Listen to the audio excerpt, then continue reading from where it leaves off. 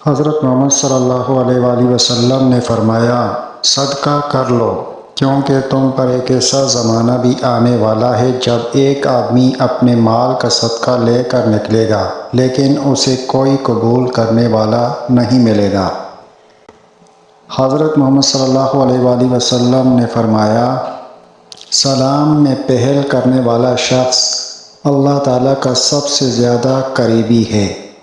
حضرت محمد صلی اللہ علیہ وآلہ وسلم نے فرمایا، جس نے مجھ پر ایک بار درود بھیجا، اللہ تعالیٰ اس پر 10 مرتبہ رحمت نازل فرمائے گا۔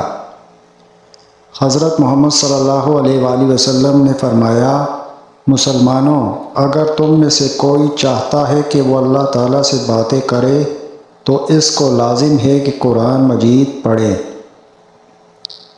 حضرت محمد صلی اللہ علیہ وآلہ وسلم نے فرمایا، جب تو بیمار کے پاس جائے تو اس سے اپنے لیے دعا کی طلب کر، بیمار کی دعا ایسی ہے جیسے ملائکہ کی دعا۔ حضرت محمد صلی اللہ علیہ وآلہ وسلم نے فرمایا، اللہ تعالیٰ کے نزدیک سب سے ناپسندیدہ کلام یہ ہے کہ کوئی کسی سے کہے کہ اللہ تعالیٰ سے ڈرو اور وہ جواب دے کہ تم اپنی فکر کرو۔